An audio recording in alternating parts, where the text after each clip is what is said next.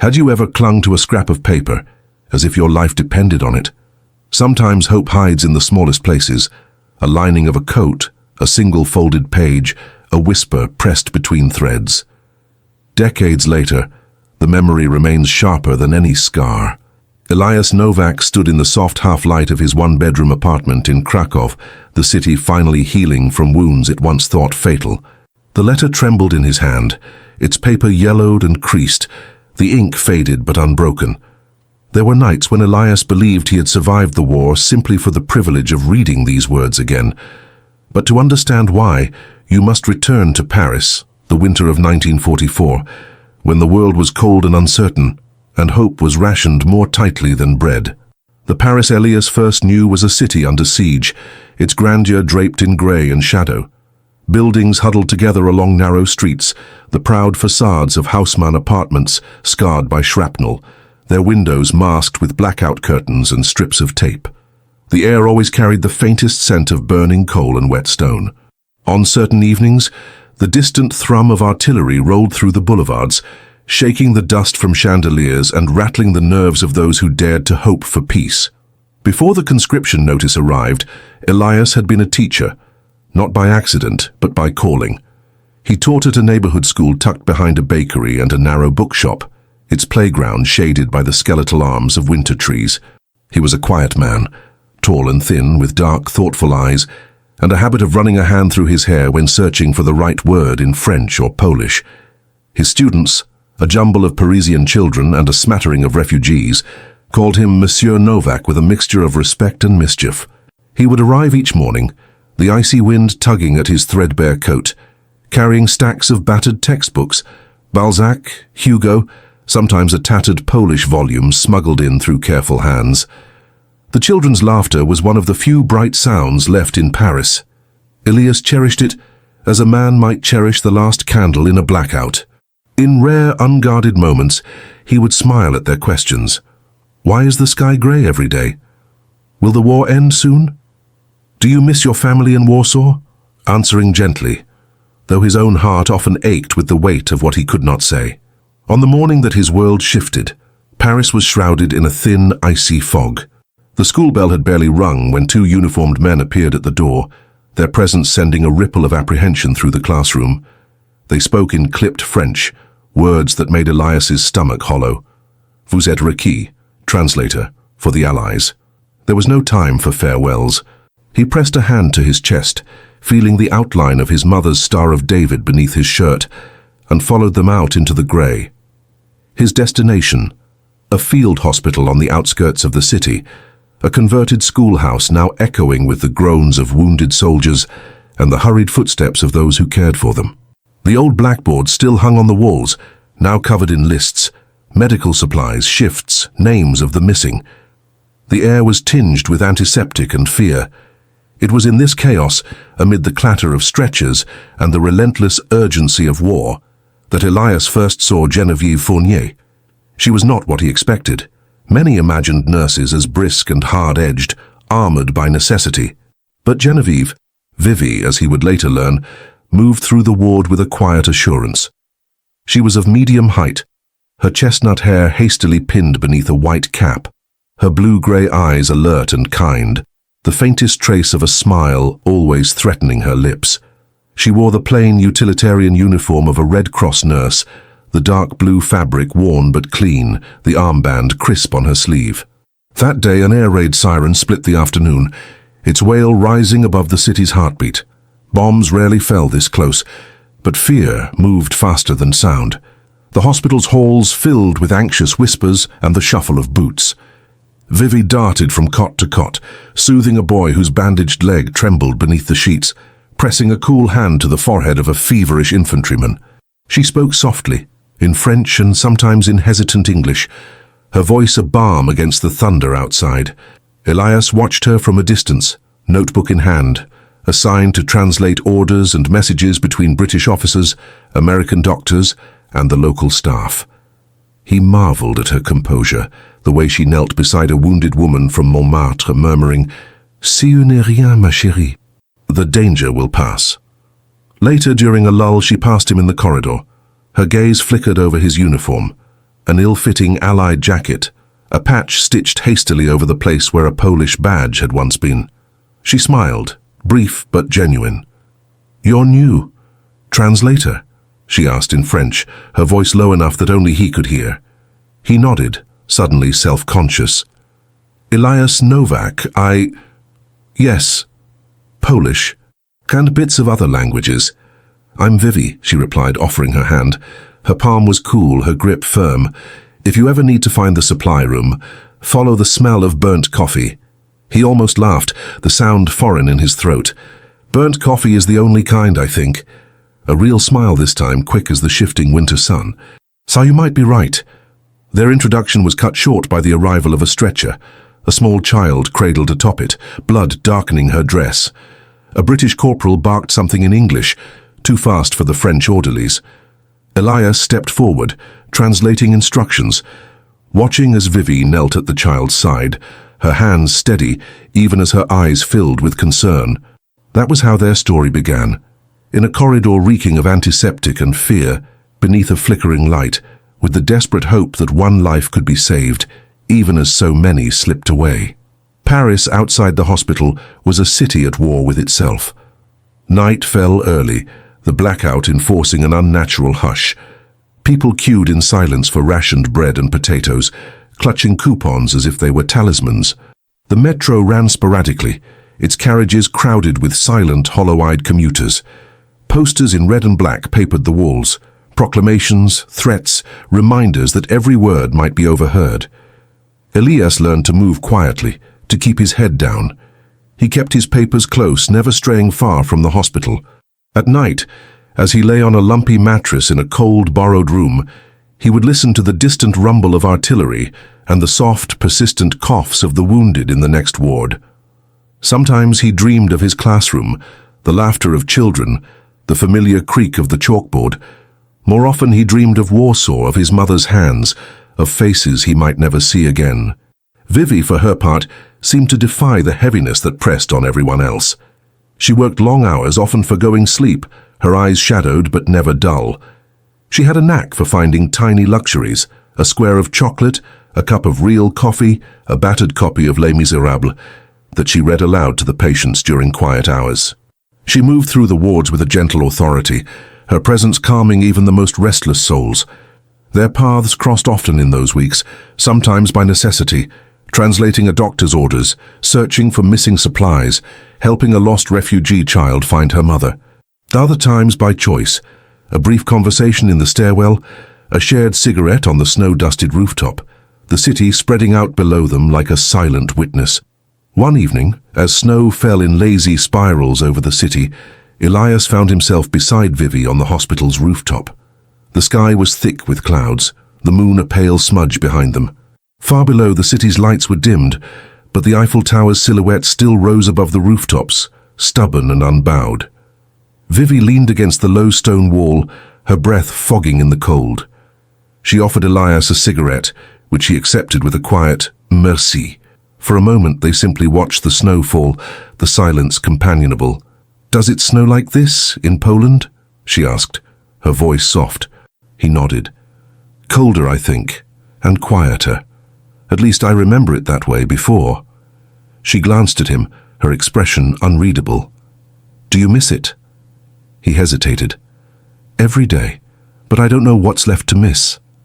She nodded, understanding in her eyes. "It's the same for many here. Paris is changed. Sometimes I walk past my old school and hardly recognize it." They stood in silence, the city below them holding its breath. "Why did you become a nurse?" he asked, surprising himself. She smiled, a little sadly. "My father was a doctor. He said it's better to mend than to destroy. I suppose I wanted to believe him." He let the words settle between them, feeling the weight and the warmth alike. "I was a teacher. Before." She looked at him, a new light in her eyes. "Maybe one day you will be again." He said nothing, but the hope in her voice lingered, long after they stubbed out their cigarettes and returned to the wards. The days blurred together in a rhythm of urgency and exhaustion. News came in fits and starts, Allied advances, German retreats, rumors of liberation and betrayal. Every victory was tempered by new losses. The hospital grew crowded, supplies ran low. Still, in small moments, Elias and Vivi found each other. He learned that she kept a notebook in her pocket, filled with lists and sketches, fragments of poetry. She learned that he translated not just for efficiency, but to comfort the frightened, to find the right word for suffering that had no language. They spoke of books, of music, of faraway cities they might never see. Then one morning everything changed. A message arrived. German patrols were advancing, too close for comfort. The hospital was to be evacuated at dawn. Orderlies rushed to pack supplies. Patients who could walk were shepherded into trucks. The more wounded bundled in blankets and carried on stretchers. The air was thick with tension, voices hushed, eyes darting to every shadow. Elias was assigned to travel with the military convoy, translating for the officers and keeping records of the relocated patients. Vivi, despite orders, insisted on staying behind with a small contingent to care for those too fragile to move. The argument was brief but fierce. She refused to leave the dying, and no one could persuade her otherwise. Their farewell was hurried, tension thrumming between them. In the chaos, Elias found her in the supply room, her arms full of bandages. "You shouldn't stay," he said, his voice taut. She shook her head. "Someone must." He searched her face, wanting to say something, anything that would be enough. But the words caught in his throat. She reached for his hand, squeezing it tightly. "We'll see each other again, I'll find you. Keep your coat on, it's cold out there." He nodded, unable to meet her eyes, afraid of what he might see. Then she was gone, swept away by the demands of the ward. The convoy left at dawn. Elias sat in the back of a lorry, his coat pulled tight against the biting wind, the city receding behind him. He pressed his hand to his chest, feeling only the weight of loss and the faintest hope that somehow, impossibly, Vivi would survive. He did not know then about the letter, tucked deep in the lining of his coat, stitched there with trembling fingers as he slept the night before. He did not know how many times it would save him, how words written in haste could anchor a man against the darkness. But in that moment, as Paris faded into grey, Elias Novak carried with him the memory of her touch, the echo of her voice, and a secret hope stitched into the seams of an ordinary life waiting to be discovered. The nights in Paris during that winter of 1944 seemed stitched together by a thread of tension, every hour humming with the uncertainty of what might come next. For Elias Novak, each dusk brought not only another day survived, but the deep ache of separation from his family in Poland, from the classroom where he once taught shy children to conjugate French verbs, and most recently, from a sense of himself as anything other than a man adrift in war. The hospital corridors echoed with the shuffle of boots and the quiet moans of the wounded. But in rare, glimmering moments, he found something else. A gentle island of solace named Genevieve Fournier. Their connection had unfurled quietly, like a letter slipped beneath a door. It began with brief exchanges, spoken in low voices for fear of being overheard. In the cramped pharmacy storeroom, while Elias translated a list of urgently needed medicines, Vivi would pass him a cup of weak chicory coffee, her hand lingering for a single heartbeat longer than necessary. On the roof at night, they shared a cigarette, the red coal briefly illuminating the curve of her mouth as she listened to him recite, half in jest, lines from Molière. "If only my students could see me now," he'd murmur, and she'd smile, sadness tucked behind her bravery. They rarely spoke of the future. The world had made such talk seem almost indecent. Instead, they carved out small spaces of hope, an extra ration of bread smuggled from the kitchens, a page torn from a novel traded for a promise that someday they would sit in a quiet cafe and read it together. The city around them was a patchwork of ruin and resilience. Blackout curtains fluttered in windows, ration queues curled like snakes around crumbling corners, and every unfamiliar footstep on the pavement could be friend or foe. One evening, after a particularly harrowing day, an artillery barrage had rattled the hospital's foundations, sending patients and nurses scrambling for cover. Elias found Vivi on the rooftop, her arms folded against the cold, her gaze fixed on the invisible horizon. The air smelled of burning wood and distant cordite. He hesitated a moment, watching the way her breath made clouds in the winter air. "Do you ever think of home?" he asked softly, settling beside her on the low stone parapet. She didn't answer right away. Instead, she handed him a cigarette, her hands trembling only slightly. "Every time I close my eyes," she said, "sometimes I dream of my mother's garden, the lavender, the old cat who used to sleep in the sun. I wake up and for a moment I forget where I am." She turned to him, her eyes searching his. "And you, Elias?" He looked away, chewing the inside of his cheek. "My students, the way their voices filled the room. My little brother, always getting into trouble. I wonder if he's—" He didn't finish. The silence between them was heavy but not unkind. Vivi reached out, her gloved hand brushing his. "We're still ourselves, even here, even now." He nodded but didn't quite believe it. The following days blurred into a rhythm of exhaustion, translating casualty reports, comforting frightened children, carrying stretchers through muddy courtyards. Each night, Elias pressed his forehead to the cold glass of the dormitory window, watching the city's blacked-out skyline, wondering how much more any of them could bear.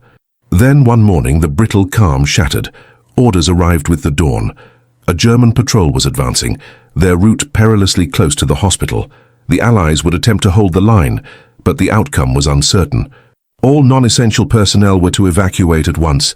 The wounded who could be moved would travel with the convoy, while a skeleton crew would remain behind to tend to those too fragile to withstand the journey. Elias's hands shook as he packed his few belongings: a battered copy of Les Miserables, a crumpled photograph of his family, the heavy wool coat Vivi had mended for him after the lining tore on a nail. The corridors buzzed with panic as nurses and orderlies rushed from room to room gathering supplies, whispering hurried goodbyes. He found Vivi in the infirmary, kneeling beside a young soldier whose leg was swathed in bloodied bandages. Her hair was tied back with a scrap of linen, her face pale but determined. She glanced up as Elias approached, and for a moment the chaos seemed to recede. "They say we have an hour," he said, voice hoarse. She nodded. "I'm staying. There are too many who can't be moved. The doctor needs every hand." "You'll be in danger," she smiled, a sad, stubborn twist of her lips. "So will you." He knelt beside her, the weight of everything unsaid pressing on his chest. The words tangled in his throat.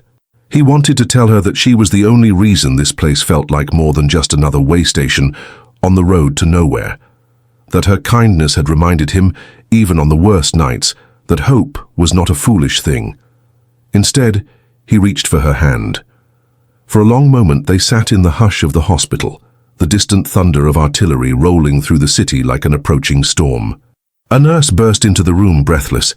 "They're loading the trucks now, we have to go." Elias stood reluctant. He looked at Vivi, memorizing the lines of her face, the curve of her cheekbone, the way her eyes shone with a fierceness he envied. "Promise me," he began, but she shook her head. "No promises, only hope." He wanted to argue, to insist on something solid, but there was no time. He squeezed her hand, then turned and walked away, the echo of her touch lingering long after he had gone. The convoy was a tangle of trucks and ambulances, engines grumbling in the grey light. Soldiers barked instructions, herding civilians and patients into vehicles. Elias climbed into the back of a lorry, wedged between crates of medical supplies and a frightened boy clutching a ragged teddy bear. As the engine roared to life, he pressed his face to the gap between the boards, searching the crowd for a final glimpse of Vivi. He saw her standing on the hospital steps, arms wrapped around herself, hair whipped by the wind. Their eyes met, just for a heartbeat, and then the truck lurched forward, jolting him away from Paris, from her. The journey out of the city was a blur of ruined buildings and snow-choked roads. Elias pressed his hand to his coat, feeling the reassuring weight of Vivi's repairs, the neat stitches she had sewn with her steady hands. He tried to focus on the landscape, on the flicker of hope that maybe somehow they would find each other again. But the farther they drove, the more uncertain everything became. That night, in a makeshift barracks 50 miles from Paris, Elias lay awake on a straw mattress, the cold seeping through the thin walls. He fumbled with the photograph of his family, tracing their faces with a trembling finger.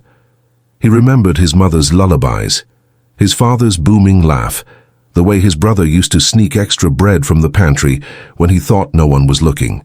Sleep came fitfully, haunted by dreams of gunfire and sirens, of classrooms filled with empty desks, He woke before dawn, his heart pounding, sweat slick on his forehead. For a moment, he couldn't remember where he was. He reached for his coat, pulling it tighter around his shoulders. As his fingers brushed the inside lining, something caught, an edge of paper tucked deep in the seam. He frowned, probing gently until he freed it. A folded letter, the paper soft and warm from its hiding place. His breath caught. He turned it over, recognizing Vivi's careful script. The envelope was unsealed, as if she had run out of time. He hesitated, then opened it, the faint scent of lavender drifting up from the page. The words blurred as he read, tears prickling at his eyes. Asterisk Elias. Asterisk asterisk. If you are reading this, you have gone where I cannot follow, at least not yet. Perhaps by the time you find this, the world will be different. Perhaps you will have forgotten the sound of my voice, the touch of my hand. I hope not. I want you to remember, you are braver than you know and kinder than you believe. The war cannot take that from you. Asterisk. If we never meet again, know that you were the light in a dark place, that you reminded me, even when I was afraid, that hope is worth holding on to. I will look for you in every sunrise, in every quiet moment between the storms. Until then, asterisk with all my heart. Asterisk Vivi asterisk. He pressed the letter to his lips, the words burning themselves into his memory. In that moment, the barracks faded away. The cold, the fear, the endless uncertainty. All that remained was the certainty that someone had seen him, truly seen him, in a world that had done its best to erase him. The days that followed were a test of endurance. The convoy made its way east, dodging bomb craters and roadblocks, the soldiers growing more gaunt and silent with each passing mile. Elias worked from dawn to dusk, translating for officers who barely glanced at him, tending to the wounded when extra hands were needed. News from Paris was scarce, and every rumor carried the weight of dread. He clung to Vivi's letter, reading it by candlelight whenever despair threatened to overwhelm him. Her words became a lifeline, a tether to something good and true. He memorized the shape of each sentence, the rhythm of her handwriting, the way she had signed her name with a tiny flourish. One evening, as the men huddled around a sputtering stove, Elias found himself watching the snow fall outside. The world was silent, the only sounds the crackle of fire and the distant howl of wind. He wondered where Vivi was, if she was safe, if she was cold, if she still dreamed of lavender fields and lazy cats. There was a boy in the barracks, no older than 15, who reminded Elias of his students. He sat apart from the others, clutching a battered notebook, scribbling furiously by candlelight. One night, Elias brought him a crust of bread, and they talked in halting French about books, about home, about the impossible weight of waiting. "You think the war will end soon?" the boy asked, hope flickering in his eyes. Elias shrugged. "I don't know, but I think we have to believe it will. Otherwise—" He gestured helplessly. The boy nodded, tucking the bread into his pocket. "My mother says hope is like a candle. You have to shield it or the wind will blow it out." Elias thought of Vivi, of her letter, of the way she had slipped hope into his pocket when he wasn't looking. He smiled, a small, private smile. "Your mother is very wise." The days grew colder, the snow deeper. Rations dwindled, tempers frayed. Sometimes Elias caught himself drifting into memories of Paris before the occupation, of laughter spilling from cafes, of Vivi's gentle hands bandaging a wound, her quiet voice steadying a frightened child. There were moments when despair pressed in, heavy and relentless. Letters from home never came. News of the Allies' progress was slow and unreliable. Sometimes at night, Elias would find a quiet corner and read Vivi's words aloud, letting her hope fill the emptiness. On the hardest days, it was enough to keep him going. And you, listening now, have you ever held on to hope, not knowing it was already within your grasp? Sometimes the smallest gesture, a word, a letter, a memory, can be the difference between giving up and holding on. If this story has found you in a dark time, I invite you to stay with us, to subscribe and to share your own stories of hope in the comments below. Because sometimes hope is waiting just beneath the surface, ready to be found when you need it most. The war was far from over, Elias did not know if he would ever see Vivi again or if the world would give them another chance. But as long as he carried her letter, hope was never truly lost. Elias Novak had always believed that silence was a language all its own. In the narrow space between heartbeats, between the distant thunder of artillery and the hush that fell after, he had learned to listen for meaning. Now, as a frigid January wind pushed through the battered seams of the military truck, he sat swaddled in his overcoat, hands clenched so tightly that his knuckles burned. Every mile further from Paris, every jolt in the road, every unfamiliar village flashing by, a reminder that the only thing more uncertain than survival in war was hope itself.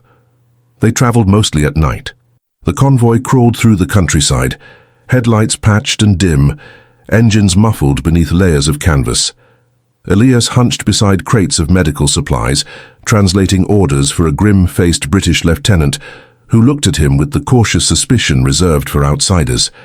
He tried not to draw attention, shrinking into the folds of his coat, the bitter taste of ration bread still clinging to his tongue. He had not slept in 2 days. Each morning, they halted in the shadow of crumbling barns or empty farmhouses.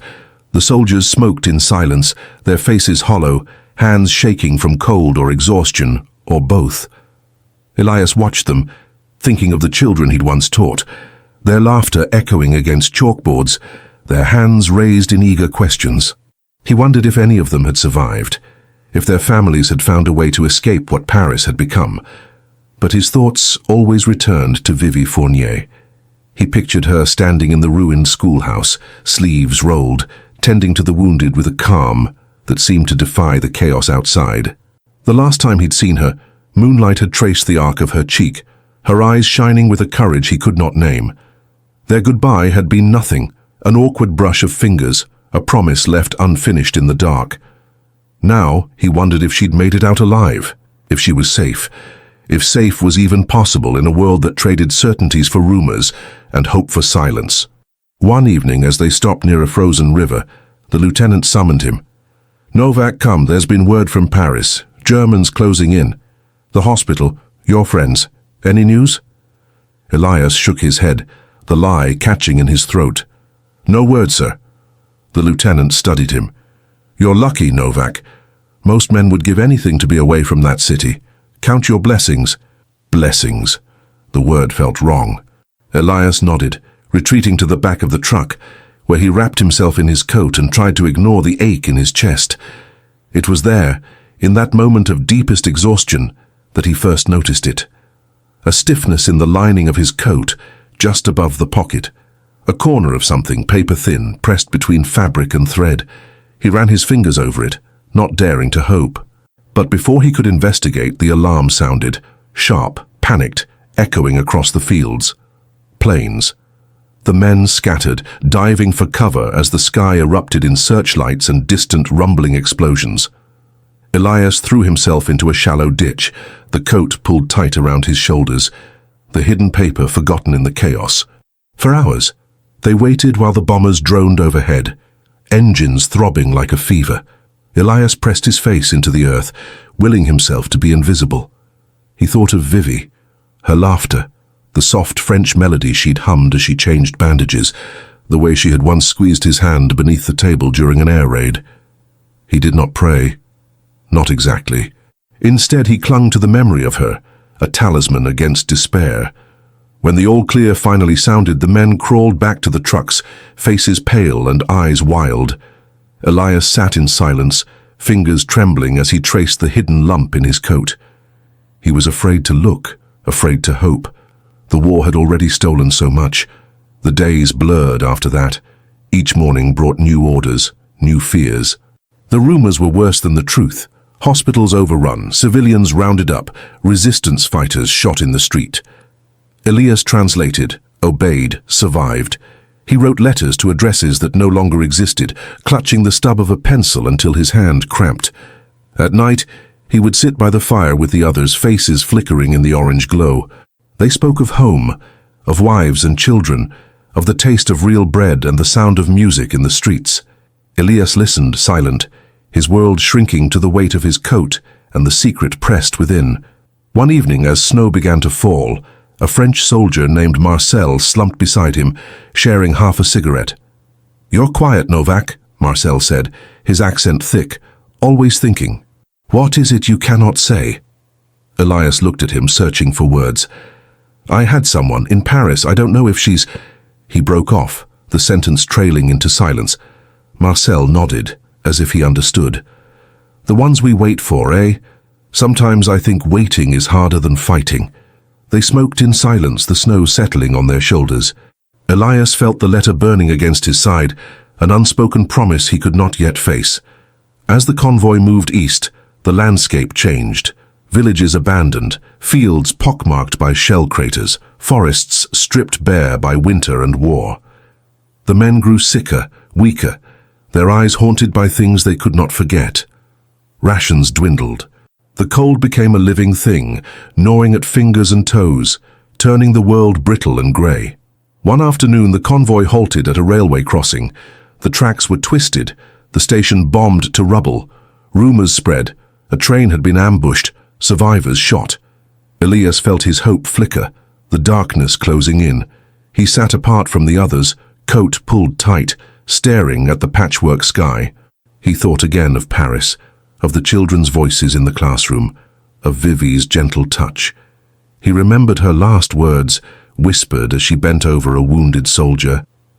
"Courage, Elias, even when you think you have none left." Something inside him broke.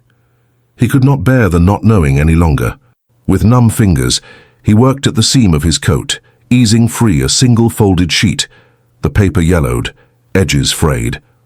For a moment, he hesitated. Then he opened it. The handwriting was unmistakable. Vivi's careful script, looping and elegant, every letter a caress. Asterisk Elias. Asterisk asterisk. "If you find this, it means you are far from Paris. I hope you are safe. I hope the world is kinder to you than it has been to us.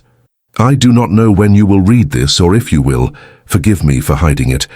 I could not let you go without saying what I could not say aloud. Asterisk, I have watched you these weeks, searching for news of your family, translating everyone's sorrow into words they could bear. I have seen you give your bread away, sit with the children who are afraid. There is a kind of courage in you that does not shout. I have loved that courage. Asterisk. If I am gone, remember that you brought me peace when there was only fear. If I am alive, I will find you. Somehow. Someday. Until then, hold on to this. Hope is not the absence of fear, but the decision to keep walking through it. You showed me that. I'm grateful for every moment. Asterisk. Vivi, asterisk. The words blurred before his eyes. The world around him, the ruined station, the empty fields, the silent soldiers, fell away. All that remained was the letter, the ink pressed deep into the paper, the echo of Vivi's voice in his mind. He read it again and again, until he could recite every line by heart. The ache in his chest loosened, replaced by something fierce and bright. For the first time in weeks, he felt the weight lift. He was not alone. She had loved him. In words, in secret, in the dark between wars. The next morning, Elias rose before the others. He tucked the letter inside his coat, close over his heart. He ate his rations slowly, savoring each bite. When the lieutenant barked orders, Elias met his gaze and nodded, steady and sure. The days that followed were still hard. Hunger, cold, fear. But something had changed. The men noticed it, this quiet resolve. Marcel asked, "You have news?" Elias only smiled. He began to write again, letters addressed not to vanished addresses, but to the future, to the life he might one day live. He wrote of Paris, of laughter, of a nurse with eyes like spring rain. Weeks passed. The war lurched toward its end. The convoy disbanded as the Allies pushed forward. Elias found himself in a village on the outskirts of Reims, the world trembling with rumor. Paris was to be liberated. He volunteered to return, to act as a translator for the first wave of Allied officers entering the city. The journey back was harrowing. Bridges destroyed, streets filled with rubble and celebration and grief. But Elias moved through it all, with the letter pressed close, a compass guiding him home. He asked after Vivi at every hospital, every shelter. No one had seen her. Some said she had escaped with the Red Cross, others that she'd been arrested or killed or simply vanished. He feared the worst, but the letter would not let him surrender hope. On the third day, as he wandered the corridors of a half-destroyed schoolhouse near Montmartre, he heard a voice, low, steady, singing a half-remembered lullaby. He turned the corner and saw her. Vivi stood at a makeshift table wrapping bandages, her hair tied back beneath a nurse's cap. She looked tired, older, but her eyes were unchanged. "Vivi," he whispered. She looked up, and for a moment neither spoke. Then she smiled, and the years between them vanished. He crossed the room in 3 steps. They did not embrace, not at first. Instead, Vivi reached for his hand. "I wasn't sure you would find it," she said, voice trembling with relief. Elias pressed the letter into her palm. "It was the only thing that kept me alive." For a long moment, they stood in silence, the noise of the city falling away. Outside, bells rang in celebration and mourning, the world beginning again. In the aftermath, there would be more loss, more rebuilding. But in that brief golden moment, hope hidden in a scrap of paper, in the lining of a coat, had done what guns and armies could not. It had brought them home. And for Elias Novak, that was enough. The snow in the Polish mountains had a peculiar way of swallowing sound, muffling footsteps and the distant rumble of trains. Years after the guns fell silent, Elias would still wake at night, heart pounding, as if the world outside his window might once again be crumbling. But now, as dawn stretched its pale arms across Krakow, he stood quietly in his apartment and unfolded the letter he'd found so long ago, Genevieve's letter written in a looping, careful French script. In his hands, the paper had grown as fragile as memory itself. He had not known hope could be hidden so simply, stitched between the seams of his old woolen coat, a secret defense against the cold and the dark. Even now, the scent of hospital soap and faint lavender seemed to rise as he read, carried by sentences that had crossed years and continents to reach him. But the war had not ended with the reading of that letter. There were months, long bitter months, when Elias had lived only from one moment of hope to the next, when the memory of Vivi's kindness was the only warmth he possessed. He remembered the journey after their separation as if it were a fever dream, the Allied convoy rattling east through the fractured countryside, the world outside a blur of smoke and frost. Elias, pressed between exhausted soldiers and medics, had reached into his coat for warmth and found a seam strangely uneven. When he worried it with numb fingers, the fabric parted, and the folded letter slipped into his palm like a blessing. He read it by candlelight, crouched in an abandoned railcar. Her words filled the silence around him, brightening the darkness with fragile, impossible hope. "Dear Elias, I do not know if you will read this or if we will meet again. But I must believe in something beyond this war. I must believe that kindness, even in small things, matters. You taught me that. If you find this letter, remember, you are not alone. There is a world waiting beyond this night, and I will try to find you in it, however long it takes. Genevieve." No matter the hunger or fear, her words became an anchor, keeping him from drifting into despair. He had survived the forced marches, the suspicion of officers who glanced at his name and accent with guarded eyes, the endless paperwork and the sharp, cold stares of strangers on train platforms. He had survived, each sunrise a small rebellion against the world's cruelty, because he clung to the belief that somewhere Vivi survived too. But hope, he learned, is not always rewarded with easy answers. As the Allies liberated Paris, and the world began to stitch itself together from the wreckage, Elias returned. He retraced his steps down ruined boulevards, past the charred remains of the school where he once taught children to conjugate verbs and dream of better days. He visited every hospital within walking distance, asking after a French nurse named Genevieve Fournier. Sometimes he caught a flicker of recognition, a quick intake of breath.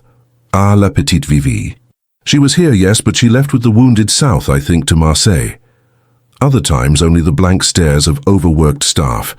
He wrote her name in his notebook, over and over, as if repetition might conjure her back into being. Winter thawed into spring, and with the city's slow return to color came the ache of uncertainty. Each day Elias found himself standing in queues for food, letters, news, always waiting, always hoping. He sometimes wondered if the letter in his coat was not a promise, but a farewell, a kindness meant to shield him from grief. But then, one morning, as the chestnut trees along the river began to bud, a letter arrived for him at the Red Cross post. It was addressed in a hand he recognized immediately. Elias _.